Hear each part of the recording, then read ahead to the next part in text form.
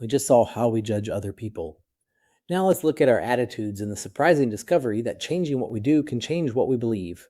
An attitude is an evaluation, a favorable or unfavorable feeling toward a person, object, or idea.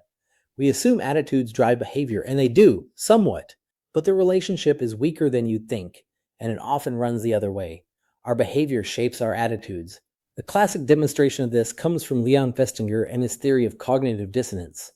Dissonance is the uncomfortable tension we feel when our actions and our beliefs don't line up, and we hate that tension, so we work to resolve it.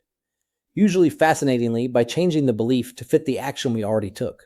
In Festinger's famous study, people did a stunningly boring task, then were paid either a large sum or a tiny sum to tell the next person it was fun.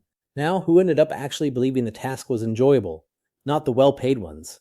The ones paid almost nothing. The well-paid had an easy justification. They lied for the money, no dissonance, but the barely paid had no such excuse. So the only way to resolve the tension of having lied for nearly nothing was to decide the task really had been kind of interesting. We change our minds to justify what we've done. Dissonance helps explain why getting someone to take a small action can shift their whole attitude and why we so readily rationalize our choices. Now, what about deliberate persuasion? The constant attempts by advertisers, politicians, and friends to change our minds.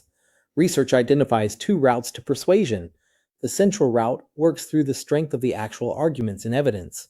It persuades thoughtful, motivated people, and the attitude change it produces tends to last. The peripheral route works through surface cues that have nothing to do with the argument's merit.